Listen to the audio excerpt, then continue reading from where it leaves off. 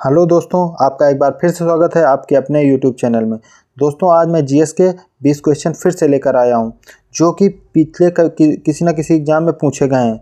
दोस्तों, मैं इस वीडियो में वही क्वेश्चन कवर करता हूं जो कि बार बार एग्जाम में पूछे जाते हैं और दोस्तों आपके आने वाले एग्जाम्स के लिए बहुत ही इंपॉर्टेंट साबित होने वाले हैं।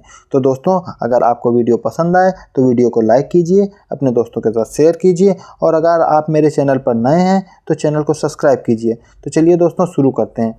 चंद्रगुप्त मौर्य के इस प्रसिद्ध राजनीतिक सलाहकार को निम्नलिखित में से सभी नामों से जाना जाता है। इसके अलावा तो दोस्तों, चंद्रगुप्त मौर्य के जो प्रसिद्ध राजनीतिक सलाहकार थे वो कौन थे?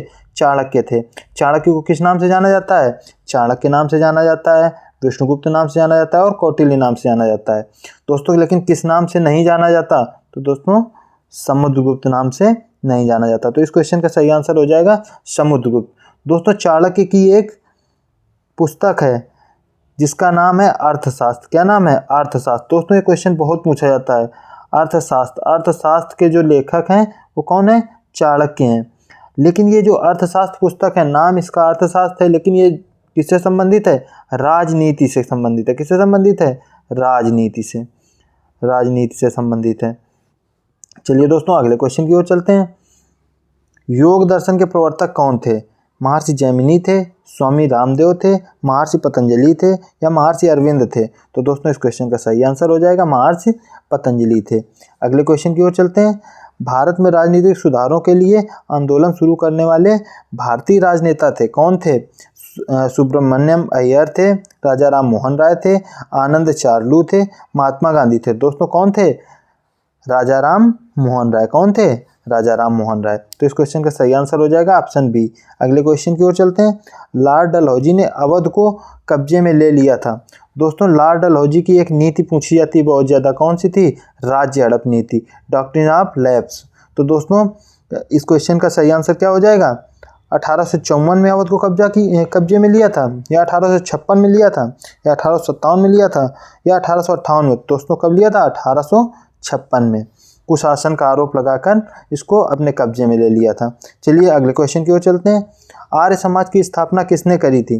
राजा राम मोहन राय ने की थी, स्वामी विवेकानंद ने की थी, स्वामी दयानंद सरस्वती ने की थी या राजा राधा कांत देव ने करी थी?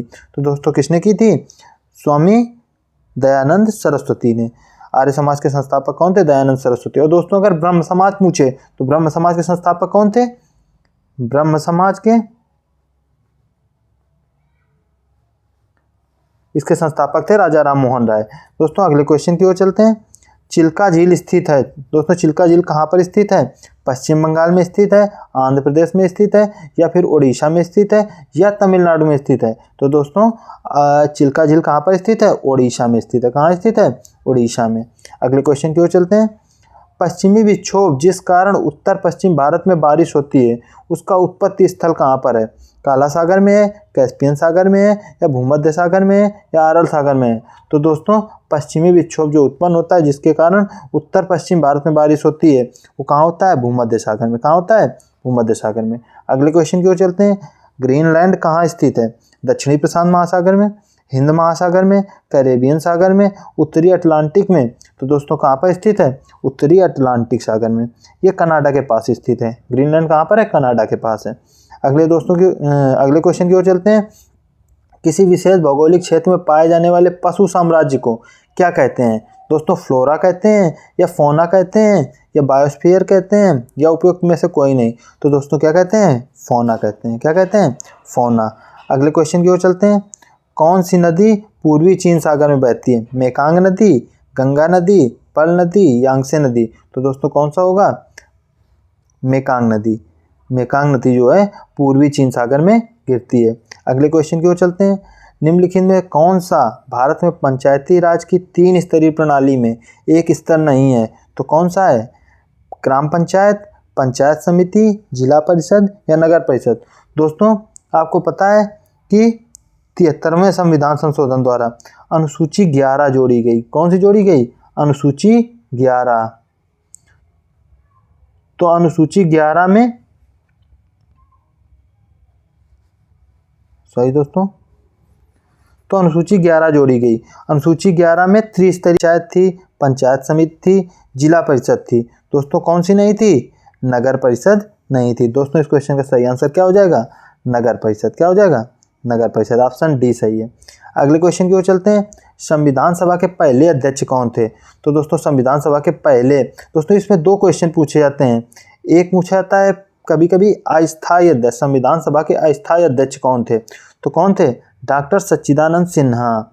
और अगर स्थायी अध्यक्ष पूछे तो डॉक्टर भीमराव अंबेडकर। स्थायी अध्यक्ष, स्थायी अध्यक्ष कौन थे? भीमराव अंबेडकर। तो इसमें क्या, इसका क्या सही ऑप्शन हो जाएगा? संविधान सभा के पहले अध्यक्ष कौन थे? तो डॉक्टर सच्चिदानंद सिन्हा। अगले क्वेश्चन की ओर चलते हैं। 1 रुपए के नोट पर किसके हस्ताक्षर होते हैं? रिजर्व बैंक के गवर्नर के हस्ताक्षर होते हैं, वित्त सचिव के हस्ताक्षर होते हैं, वित्त मंत्री के हस्ताक्षर होते हैं या प्रधानमंत्री के? तो दोस्तों किसके हस्ताक्षर होते हैं? वित्त सचिव के हस्ताक्षर होते हैं। अगले क्वेश्चन की ओर चलते हैं। निम्नलिखित में से किस राज्य में भारत में जनसंख्या घनत्व तो सबसे कम है? दोस्तों ये थोड़ा मिस टाइपिंग हो गई है। निम्नलिखित में से किस राज्य में भारत में जनसंख्या का घनत्व तो सबसे कम है? किस राज्य में? मिजोरम में है, सिक्किम में है, नागालैंड में या अरुणाचल प्रदेश में? दोस्तों किस राज्य में है? अरुणाचल प्रदेश। दोस्तों अगले क्वेश्चन की ओर चलते हैं। दो व्यक्तियों के वार्तालाप में आवाज़ का डेसिबल स्तर होगा, कितना होगा? लगभग 10 डेसिबल, लगभग 20 डेसिबल या लगभग 30 डेसिबल, लगभग 5 डेसिबल? तो दोस्तों कितना होगा? लगभग 30 डेसिबल होगा। कितना होगा? लगभग 30 डेसिबल। दोस्तों डेसिबल जो है ध्वनि की तीव्रता का मात्रक है। अगले क्वेश्चन की ओर चलते हैं। निम्नलिखित में कौन सी भौतिक राशि अन्य से भिन्न है? कार्य, गतिज ऊर्जा, बल, स्थितिज ऊर्जा? तो दोस्तों कौन सी है? बल है। कौन सी है? बल। बाकी तीनों एक जैसी हैं। अगले में चलते हैं। पीयूष ग्रंथि पाई जाती है, पीयूष ग्रंथि कहाँ पाई जाती है? मस्तिष्क के नीचे पाई जाती है, मस्तिष्क के ऊपर पाई जाती है, मस्तिष्क के अंदर पाई जाती है या मस्तिष्क के निकट कहीं नहीं पाई जाती? तो दोस्तों इस क्वेश्चन का सही आंसर हो जाएगा मस्तिष्क के नीचे पाई जाती है। चलिए दोस्तों अगले क्वेश्चन की ओर चलते हैं। कंप्यूटर वायरस है। दोस्तों 4 ऑप्शन दिए गए हैं।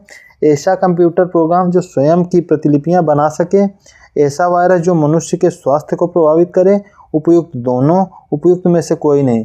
तो दोस्तों इस क्वेश्चन का सही आंसर हो जाएगा ऑप्शन ए, ऐसा कंप्यूटर प्रोग्राम जो स्वयं की प्रतिलिपि बना सके। दोस्तों अगले क्वेश्चन की ओर चलते हैं। परितंत्र के 2 मूल घटक हैं, पौधे और प्राणी, जीवी और अजीवी, पौधे और प्रकाश, घासपात और सूक्ष्मजीवी? तो दोस्तों इस क्वेश्चन का सही आंसर हो जाएगा जीवी और अजीवी। दोस्तों अगले क्वेश्चन की ओर चलते हैं।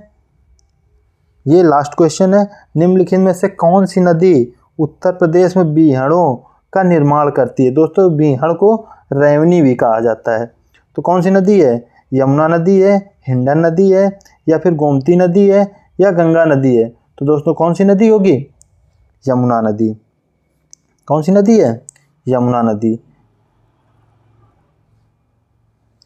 दोस्तों आपके 20 क्वेश्चन कंप्लीट हो गए। दोस्तों आप लोग इसको एक बार फिर से 1.5 की स्पीड करके ज़रूर देख लेंगे। और दोस्तों आप लोग कमेंट बॉक्स पे ज़रूर बताएंगे कि आपके कितने क्वेश्चन सही हुए। 20 में से यदि आपके 10 क्वेश्चन सही हुए तो आप लोग ऐसे 10/20 या 12 सही हुए तो 12/20 या 18 सही हुए तो 18/20। इस प्रकार से आप लोग कमेंट बॉक्स पे कमेंट करेंगे। ठीक है दोस्तों, चलिए धन्यवाद दोस्तों।